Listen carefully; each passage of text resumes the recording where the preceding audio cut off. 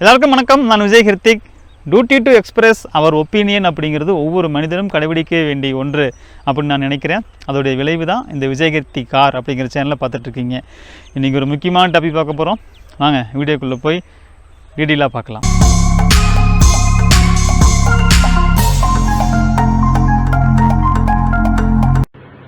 வணக்கம். ஒரு தீர்ப்பு வந்திருக்குது. அதுவும் உயர் நீதிமன்ற நீதிபதி கிட்ட இருந்து ஒரு தீர்ப்பு வந்திருக்கு. அதோட உண்மைகளை நீங்க தெரிஞ்சுக்கணும். நீங்க 2 முறை திட்டாச்சு, இதோட உண்மைகளை தெரிஞ்சுக்கோங்க. ரொம்ப ரொம்ப முக்கியம். சரிங்களா? இந்த தற்கொலை வீடியோ போடுறதுக்கு முன்னாடி என்னன்னு போட்டிருந்தாரு, மைவித்ராஜ் மீது உள்ள வழக்கில் நீதிபதியின் தீர்ப்பு வெளியீடு அப்படின்ட்டு. இதுவே முழுக்க முழுக்க பொய். இதெல்லாம் யாருமே ஏத்துக்க மாட்டாங்க. மைவித்ராஜ் வழக்கோட தீர்ப்பு கிடையாது. இது ஜாமீன் மனுவோட தீர்ப்பு. இந்த ஜாமீன் மனு தீர்ப்புல பெயில் கொடுக்கலாமா கொடுக்க வேணாமா இவ்வளவுதான் சொல்லுவாங்க. ஓகேங்களா?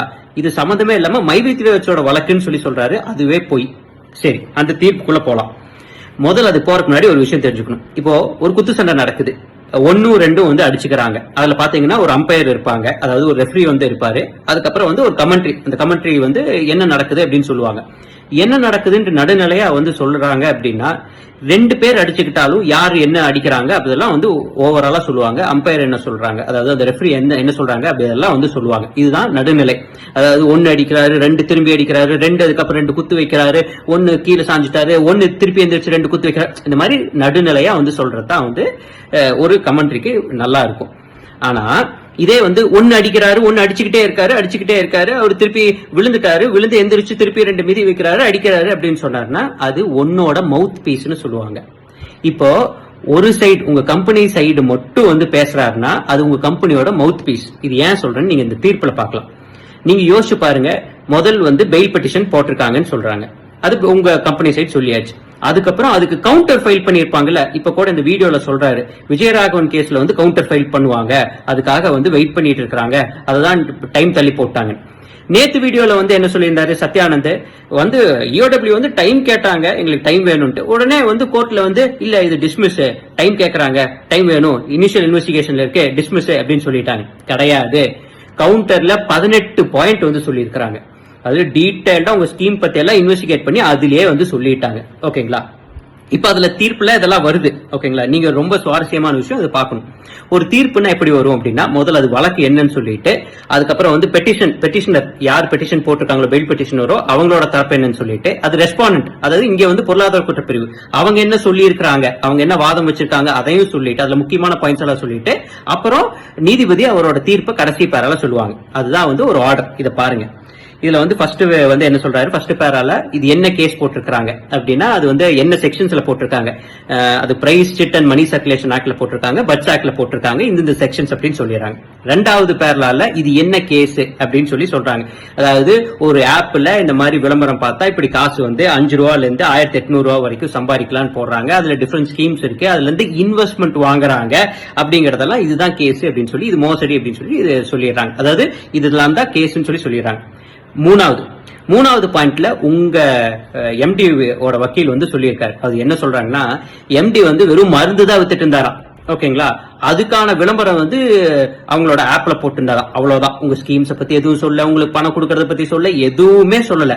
வெறும் மருந்து வித்துட்டு இருந்தார். அதாவது ஒரு மெடிக்கல் ஷாப் வச்சு மருந்து வித்துட்டு இருந்த மாதிரி சொல்லி இருக்காரு. அந்த யூடியூப்ல எல்லாம் போடுவாங்க இல்லைங்க வீடியோஸ், 2 சட்டை வாங்கினா இவ்வளவு ரூபாய், 3 சட்டை வாங்கினா 1000 ரூபாய் அப்படின்னு சொல்லிட்டு, அது மாதிரி போட்டிருக்க மாதிரி சொல்லியிருக்காங்க. எதுவுமே சொல்ல கிடையாது. இததான் நான் முன்கூட்டியே சொன்னேன். ஏன் பொருள் வாங்குறீங்கன்னு சொல்ல சொன்னாங்க அப்படின்ட்டு. அதாவது இந்த ஒரு 6-7 மாசமா சொல்ல சொல்லியிருந்தாங்களே. எதுக்குன்னா, வழக்குல வரும்போது நீங்க வெறும் பொருள் தான் வாங்கினீங்க, அதாவது நான் மருந்து தான் வித்தேன், அதை தவிர்த்து வேற எதுவுமே இல்லைன்னு சொல்லுவாங்கன்ட்டு இப்ப சொல்லியிருக்காங்க பாருங்க. அடுத்து 4வது தான் அந்த எதிர்வாதம் வச்சிருப்பாங்க இல்லைங்க, கவுண்டர் ஃபைல் பண்ணிருப்பாங்க EOW பொருளாதார குற்றப்பிரிவு, அதை டீடைல்டா சொல்றாங்க. அது எப்படி கேஸ் சிசிபில இருந்து அது முத்துங்கிறவர் கம்ப்ளைண்ட் கொடுத்து அது சிசிபியில் ஒரு கேஸ் ஆகி, அது எப்படி EOW, அது சிசிபில இருந்து டிஜிபிக்கு போய், டிஜிபி கிட்ட இருந்து EOW போய், EOWல எப்படி ஒரு அதிகாரியை நியமனம் பண்ணாங்க அப்படிங்கறத டீடைல்டா போட்டு, அவரு நியமனம் பண்ண 27/5/2024 நியமனம் பண்ண உடனே அவர் ஒரு கிரைம் நம்பர் போடுறாரு. அந்த கிரைம் நம்பர்லாம் போட்டு இதான் கேஸ் அப்படின்னு சொல்றாங்க. அப்புறம் அது என்ன சொல்றாருன்னா, இந்த கேஸ் மேல இன்வெஸ்டிகேஷன் நடக்குது. யார் இன்வெஸ்டிகேஷன் ஆபீசர் இந்த ரெஸ்பாண்டன்ட் வந்து விசாரிக்கிறாரு. விசாரிக்கும் போது தான் தெரியுது இந்த கம்பெனி வந்து என்ன பண்றாங்க அப்படின்னா, நான் படிக்கிறேன் கேளுங்க. மைவேத்ராஜ் with attractive offers and lucrative and illogical profit, அதாவது நியாயமே இல்லாத ப்ராஃபிட் வந்து கொடுக்கறேன் அப்படின்னு சொல்லி அறிவிச்சு மக்களை வந்து இழுக்கிறாங்க.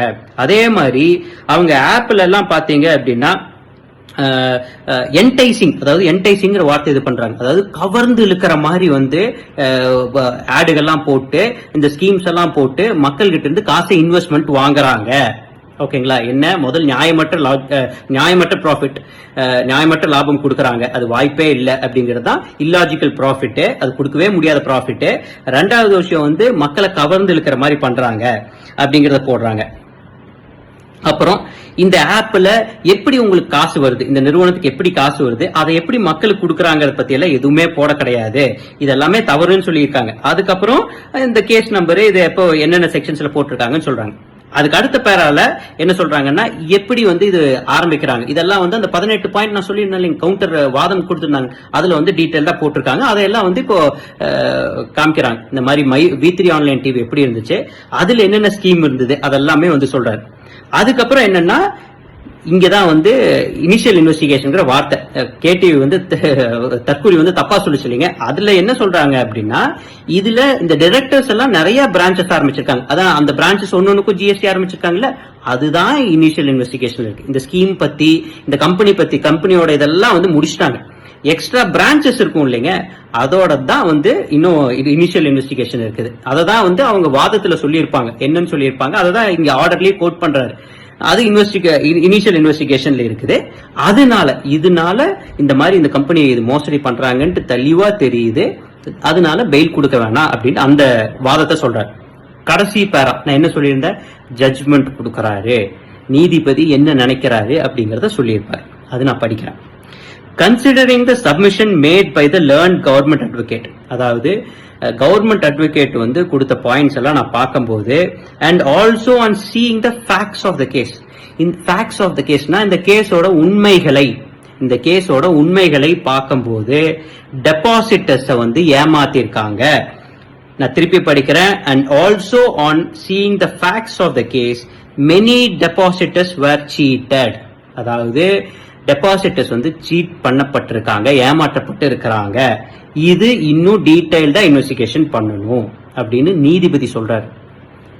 முதல் கலெக்டர் சொல்லி, கமிஷனர் சொல்லி, நாங்கெல்லாம் சொல்லி, யூடியூப் எல்லாம் சொல்லி, பொதுமக்கள் எல்லாம் சொல்லி, எல்லாரும் சொல்லி, இப்ப பொருளாதார குற்றப்பிரிவும் சொல்லி, இப்ப நீதிபதியும் சொல்றாரு. என்ன சொல்றாரு? On seeing the facts of the case many depositors were seated.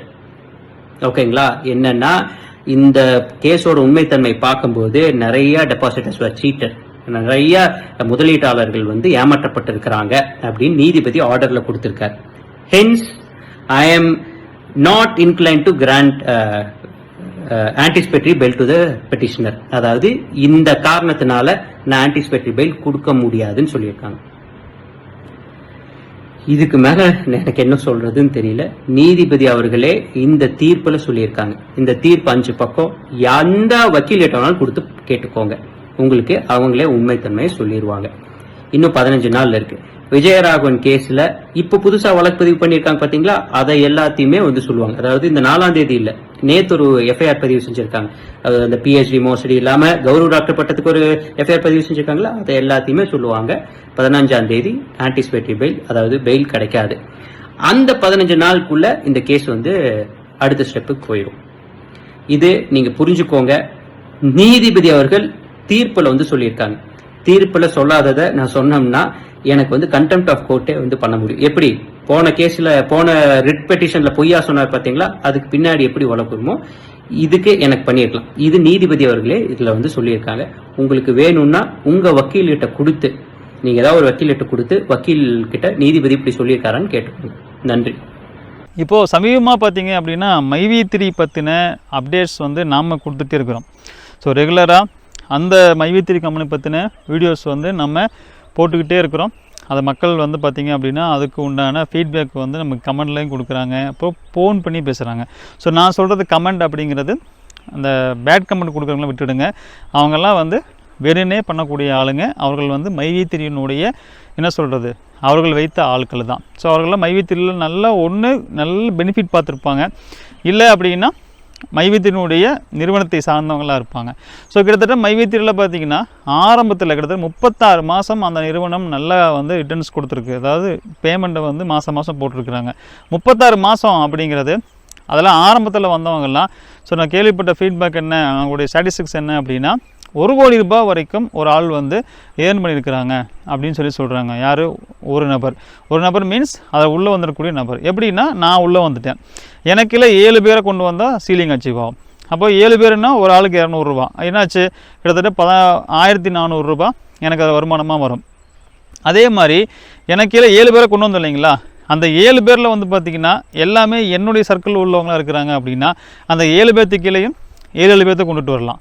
அந்த 7 பேர்த்துக்கீழே வரக்கூடிய 7 பேருக்கும் நம்ம சர்க்கிளாக இருந்துச்சு அப்படின்னா இன்னும் 7 பேர்த்து கொண்டு வரலாம். இது மாதிரி அவர்கள் வந்து எடுத்தது ஒரு க்ரோன் மெம்பர் ஐடியா இருக்கும். அவங்க அடுத்தடுத்து உள்ளே வந்து பார்த்திங்கன்னா கொண்டு வந்த அந்த நபர்கள் எல்லாருமே வந்து அவங்களுக்கு கீழே வந்தவங்க, அவர்களுக்கு சீலிங் அச்சீவ் பண்ணக்கூடிய அந்த மூலிமா வருமானம் பார்க்கக்கூடியவங்களாக இருக்கும். இது மாதிரி வந்து பார்த்திங்கன்னா ஒரு நல்ல நெட்வொர்க்கை ஃபார்ம் பண்ணி 1 கோடி ரூபா வரைக்கும் கூட சில பேர் வந்து என்ன பண்ணியிருக்கிறாங்கன்னா வருமானத்தை பார்த்துருக்காங்க. அதில் வந்து பார்த்திங்க அப்படின்னா 1,24,000 ரூபாய் அவங்க போட்டிருப்பாங்களா அப்படின்னா அது கூட கிடையாது. 1,21,000 சம்திங் வருது இல்லையா, அது கூட அவங்க போட்டிருக்க மாட்டாங்க. ஏன்னா ஆரம்பத்தில் கம்பெனி முத வரும்போது நல்ல எம்எல்எம் ஸ்கீமில் ஏற்கனவே பயணப்பட்டு எம்எல்எம் ஸ்பான்சி ஸ்கீமில் ஆல்ரெடி பயணப்பட்டவங்களுக்கெல்லாம் ஒரு நெட்வொர்க்கு அந்த லிங்க் இருக்கும். ஒருத்தர் உள்ளே வராரு அப்படின்னா, ஒரு லீடராக உள்ளே வராரு அப்படின்னா அவருக்கு கீழே ஒரு 100 பேர் வருவாங்க, இல்லை 200 பேர் வந்துடுவாங்க, இல்லை 300 பேர் வந்துடுவாங்க. அவருக்கு நல்ல ஒரு மக்கள்கிட்ட என்ன சொல்கிறது, ஒரு டேட்டா பேஸ் நல்லா இருக்குது, ஒரு நல்ல லீடு வச்சுருக்காருன்னா அவருக்கு கம்பெனியை ஆஃபர் பண்ணும். நீ பணமே போட வேணாம்ப்பா, நீ ஆளை உள்ளே கொண்டு வா, உங்களுக்குள்ள எல்லாத்தையும் கொண்டு வந்துடலாம், நீ பணம் போட்ட மாதிரி என்ன பண்ணிக்கலாம், நம்ம வச்சுக்கலாம் அப்படின்னு சொல்லிட்டு கூட அவங்க அப்படி தான் பண்ணி ஆகணும். ஏன்னா ஒரு ஸ்கீம் உள்ளே வரும்போது இல்லைன்னா மக்கள்கிட்ட கொண்டு போய் சேராது. ஸோ முதல்ல சொன்ன மாதிரி திரு சத்யானந்தம் அவர்களோ அவர்களுடைய குருநாதர் வந்து விஜயராகவன் அவர்களோ எல்லாருமே வந்து மைவி3 நிறுவனத்துக்கு முன்னாடி அவர்கள் வந்து அவங்களுடைய பின்புலம் அப்படிங்கிறது இது மாதிரியான எம்எல்எம் கம்பெனி தான். ஸோ விஜயராகவனுடைய நிறுவனத்தில் ஒர்க் பண்ணிகிட்டு இருந்தவர் தான் நம்மளுடைய சத்யானந்த். ஸோ சத்யானந்தே சொல்கிறாரு. இப்போது அவங்களுக்கெல்லாம் நல்ல டேட்டா பேஸ், நல்ல ஒரு லிங்க் இருக்கும். நான் சொல்கிறது உங்களை மாதிரியான மக்கள், ஒரு எண்ட் யூசர் நான் சொல்லலை. அதாவது க்ரோன் மெம்பராக நீங்களாம் போயிருக்கீங்க இல்லையா, நான் உங்களை சொல்லலை. உங்களுக்கு டாப் லீடர் இருப்பாங்க பார்த்தீங்களா, இந்த மாதிரி டாப் லீடர் அவங்கக்கிட்ட ஒரு 200-300 பேர், சொல்ல போனால் ஒரு 500 பேர் கூட இருக்கலாம். அந்த 500 பேர் வந்தாவே போதும், அவங்களுக்கு லட்சக்கணக்கான பேர் கொண்டு வந்துடுவாங்களே. ஒரு 100 பேர் வந்தால் கூட போதும், அவங்களுக்கு இல்லை லட்சக்கணக்கான பேரை கொண்டு வர முடியும். அப்படிங்கிற மாதிரியான அவங்களுக்கு என்ன இருக்குன்னா நல்ல ஒரு டேட்டா பேஸ் வந்து அவங்கள்ட்ட இருக்கும். இதே தான் அவங்களுக்கு பொழப்பு. எது பொழப்புன்னா, இப்போ மைவி3 வந்து முன்னாடி V3 இருந்துச்சு, அது பெருசாக எடுப்படல. அதே மாதிரி தான் இப்போ ஃபோர்காட் இருக்குது, பெருசாக எடுப்படலை. ஜாப்னு ஒன்று இருக்குது, பெருசாக எடுப்படல. எஸ்பின்னு ஒன்று இருக்குது, பெருசாக எடுப்படலைன்னா அவங்களுடைய அந்த ஃபோர்காட்டுடைய அது மேலே வர கம்ப்ளைண்ட் என்னென்னா ஆரம்பத்துலேருந்து ஒழுங்காக பணம் கொடுக்கல. அப்போ பணம் கொடுப்பேன் அப்படின்னு சொல்லிவிட்டு வாங்கிட்டு பெருசாக ரிட்டர்ன்ஸே வந்து ஆரம்பத்துலேருந்தே கொடுக்கல. அப்படிங்கும்போது மக்கள் வந்து பெருசாக அதில் என்ன ஆகலை அப்படின்னா இப்போயே பிரச்சனை வந்துருச்சு. இது வந்து 36 மாதம் ரன் ஆகி தான் பிரச்சனை வந்திருக்கு. ஆனால் இது என்ன ஆச்சுன்னா இப்போயே ப்ராப்ளம் வந்துருச்சு. காரணம் என்ன அப்படின்னா, இவர்களுக்கும் அவர்களுக்குமான வேறுபாடு என்னென்னா, மக்களை எப்படி மெயின்டைன் பண்ணிக்கிட்டால் நமக்கு பணம் உள்ளே வரும் அப்படிங்கிறது அவங்களுக்கு தெளிவாக தெரியுது. அதை கரெக்டாக ஃபாலோ பண்ணியிருக்கிறாங்க. என்னென்னா அடுத்தடுத்த மாதம் கரெக்டாக விட்ரா கொடுத்துக்கிட்டே இருந்திருக்கிறாங்க. ஸோ கரெக்டாக விட்ரா கொடுத்ததை பார்த்துக்கிட்டே இருந்த மக்கள், இப்போ ஒருத்தர் போய் அப்ரோச் பண்ணுறாரு, இப்போ என்ன நீங்கள் ஒன்று போடுங்க, உங்களுக்குள்ள இன்னொருத்தரை சேர்த்து விட்டிங்கன்னா உங்களுக்கு 200 ரூபா வரும். அப்படி 7 பேர்த்தை சேர்த்திங்கன்னா உங்களுக்கு சீலிங் அச்சீவ் ஆயிரும், 1400 ரூபா வரும். 1400 ரூபா யோசிச்சு பாருங்கள். அவங்க தான் விளம்பரம் பார்க்குறாங்க. யார்? நீங்கள் சேர்த்து விட்டவங்க தான் விளம்பரம் பார்த்து கேப்சா போடுறாங்க. நீங்கள் ஒன்றுமே பண்ணல, நீங்கள் உங்களுடைய கேப்சாவுக்காக தான் விளம்பரம் பார்க்குறீங்க. அப்போ உங்களுக்காக 10 பேரை வேலை செய்ய வைக்கிறது அப்படிங்கிறது தான் முதலாளித்துவம். அப்போ தான் நீங்கள் வளர முடியும். அப்போ தான் உங்களுக்கு பொருளாதார ஃப்ரீடம் வரும், உங்களுக்கு பொருளாதார வளர்ச்சி மேன்மை அடையும். இதெல்லாம் சொல்லி அவங்கள உள்ளே கொண்டு வராங்க. அவங்க உள்ளே கொண்டு வந்தால் உங்களுக்கு 6000 ரூபாய் பஸ்ஸு கிடைக்கும். அதுக்கப்புறம் உங்களுக்கு டெய்லி 200 ரூபா அவங்களுமே பேக்கில் கிடைக்கும். இது மாதிரி மக்களை வந்து என்ன பண்ணுறாங்க அப்படின்னா, அப்படியே உள்ளே கொண்டு வருதுன்னு பண்ணிகிட்டே இருந்த மக்களை ஒரு சைடு பார்த்துக்கிட்டே இருக்கிறாங்க. இன்றைக்கி போய் ஒருத்தர் கேட்குறாரு போடுங்கன்னு, போட மாட்டாங்க. ஏன்னா என்னென்ன மையத்தின்னு என்ன அதெல்லாம் தெரியாது. மடிவு சொல்கிறாங்க, போட மாட்டாங்க. மடிவு சொல்கிறாங்க, போட மாட்டாங்க. இப்படியே 36 மாதம் யோசிச்சு பாருங்களேன். ஒரு 24 மாதம் அப்படி போய்ட்டு 2 வருஷத்தில் 2 வருஷமாக வாங்கிட்டே இருக்கிறாங்க. 2 வருஷம்னா 24 மாதம். 24 மாதத்துக்கு ஒரு மாதத்துக்கு எனக்கு ஒரு நாளைக்கு 1400 ரூபான்னா 30 நாளைக்கு என்னாச்சு? அதுவே 365 நாளுக்கு என்னாச்சு? அதுவே 2 வருஷம்னா என்னாச்சு? அட நான் பெரிய தப்பு பண்ணிட்டேன், சரி இதுக்கு மேலே தாமதம் பண்ணக்கூடாது அப்படின்ட்டு மக்களை வந்து அதில் பணம் போட வைக்கிறத, இந்த சூழ்நிலைங்கிறது எப்போ கிரியேட் ஆகும்னா ரெகுலராக பணம் கொடுத்துக்கிட்டே இருக்க இருக்க இருக்க இருக்க என்னாகும், இது மாதிரியான ஒரு அவர்களுக்கு ஓகே நாமளும் போகலாம், ஏன்னா பணம் ரெகுலராக கொடுக்குறாங்க, நல்ல கம்பெனியாக இல்லைன்னா இத்தனை நாளுக்கு உங்களுக்கு கொடுக்க முடியாது, இப்படி எல்லாம் போட்டு அப்படியே ஸ்ப்ரெட் ஆகி இது அப்படியே பெருசாக பரவி மக்கள் உள்ளே வர ஆரம்பிக்கிற நேரம் அப்படிங்கிறது வந்து அவங்க என்ன பண்ணுவாங்கன்னா வைண்டப் ஆவாங்க. இதை நான் நிறைய வீடியோ சொல்லியிருக்கிறேன். ஆனால் மைவித்திரி கேஸில் நடந்த விஷயம் என்ன அப்படின்னா, அவர்களுக்கு வந்து ஒரு பிரச்சனைங்கிறது முன்னாடியே ஸ்டார்ட் ஆயிடுச்சு. முன்னாடி என்ன ஸ்டார்ட் ஆச்சுன்னா, இவர்கள் வந்து ஒரு ஸ்கேம் ஆக்டிவிட்டீஸ் பண்ணுறாங்க அப்படிங்கிறது வந்து திரு அசோக் சென்னிதி அவர்கள் வந்து ஒரு வழக்கு கொடுத்து, ஒரு வழக்கோ 10 வழக்கோ 100 வழக்கோ எத்தனையோ வழக்கு கொடுத்து இதை வெளியே கொண்டு வர முயற்சி பண்ணார். ஆனால் இங்கே தப்பு நடந்தது எங்கே அப்படின்னா, அவர் வழக்கு கொடுத்தது கூட இங்கே பெருசான ஒரு பாதிப்பை ஏற்படுத்தலை. இவர்களே உணர்ச்சி வயப்பட்டு என் மேலேயே வழக்கு கொடுத்துட்டியா, நான் எவ்வளோ நேர்மையான கம்பெனி தெரியுமா, நான் என்ன தப்பு பண்ணேன், நான் ஒரு வந்து உலகின் நம்பர் 1 கம்பெனியாக 2026 கொண்டு வர போகிறேன் அப்படின்னு சொல்லிட்டு அந்த ஒன்று திரட்டி அவங்க அத்தனை பேத்தையும் வந்து ஒரு இடத்துல ஒன்றா கூட்டினதுடைய விளைவு இது பப்ளிக் ஆகி எல்லாருக்கும் தெரிய வந்து இதில் வந்து ஒரு ரிஸ்க் இருக்குது. ஒருத்தர் வந்து என்ன பண்ணுறாரு, இவங்க ஃபேக் பண்ணுறாங்க, அதாவது இவங்க வந்து ஒரு மணி ரொட்டேஷன் தான் பண்ணுறாங்க, இவங்க ஒரு ஸ்கேம் ஆக்டிவிட்டீஸ் பண்ணுறாங்கன்னு ஒருத்தர் வந்து சொல்கிறாரு. மேபி அது உண்மையாக இருக்கலாம் அப்படின்னு சொல்லிட்டு பணம் போடலாம் அப்படின்னு அந்த பக்கத்தில் வந்தவங்க கூட இவர்கள் பண்ண அந்த அலப்பறையில் கோயம்புத்தூரில் ஒன்றா திரண்டு அந்த பிரச்சனை பண்ணி அது எல்லா நியூஸ் சேனல்லையும் வந்து இன்றைக்கி வரைக்கும் பார்த்திங்கன்னா யூடியூப்பை திறந்தீங்க அப்படின்னா மைவேத்திரின்னு போயிட்டே இருக்கு இல்லையா. ஸோ இதோடைய விளைவு என்னாச்சுன்னா, பணம் உள்ளே வர்றது இவங்களுடைய டார்கெட் அப்படிங்கிறது அச்சீவ் ஆகிறதுக்கு முன்னாடி இது பிரச்சனையை சந்திச்சிருச்சு. இப்போ பிரச்சனையை சந்திச்சது என்னோட விளைவு என்னென்னா, பணம் அவங்களால கொடுக்க முடியல. இப்போ ஒருத்தர் எனக்கு ஃபோன் பண்ணி நேற்று பேசும்போது சொன்னார், அவர் வந்து சார் எடப்பாடிலேருந்து பேசணும்னு சொன்னார். சார் நான் இப்போ தான் சார் போட்ட உடனே அதை கம்பெனியை வந்து க்ளோஸ் பண்ணிட்டாங்க, அதாவது கேஸ் கொடுத்து பணத்தை கொடுக்காத மாதிரி பண்ணிட்டாங்க அப்படின்னார். மக்கள் வந்து என்ன நல்லா புரிஞ்சுக்கணும், எங்கேயுமே இவர்கள் விட்ரா கொடுக்கக்கூடாது, யாருக்கும் பணத்தை கொடுக்கக்கூடாது அப்படின்னு கேஸு பதிவாகலை. இதை மக்கள் நல்லா புரிஞ்சுக்கணும். எங்கேயுமே வந்து இவங்க பாருங்கள் இத்தனை பேர்த்துக்கு மாதம் பணத்தை கொடுத்துருக்குறாங்க, பணத்தை கொடுக்க வேணாம்னு சொல்லுங்கள் அப்படின்னு சொல்லிட்டு யாரும் எங்கேயும் கேஸ் கொடுக்கல. இவர்கள் வந்து ஒரு மோசடி கும்பல், மோசடி பண்ணுறாங்க, ஏமாற்றிட்டு போயிடுவாங்க. ஏமாற்றிட்டு போனதுக்கப்புறம் மக்கள் எல்லாம் உங்கள்கிட்ட தான் வருவாங்க. யார்கிட்ட வருவாங்க? போலீஸுக்கிட்ட வருவாங்க. ஸோ ஏமாற்றிட்டாங்க, இதை நம்ம காலகாலமாக பார்க்குறோம். இப்போ இவங்க இதுதான் பண்ணுறாங்க அப்படின்னு சொல்லி இவர்கள் என்ன பண்ணுறாங்க, ஒரு கேஸ் கொடுக்குறாங்க.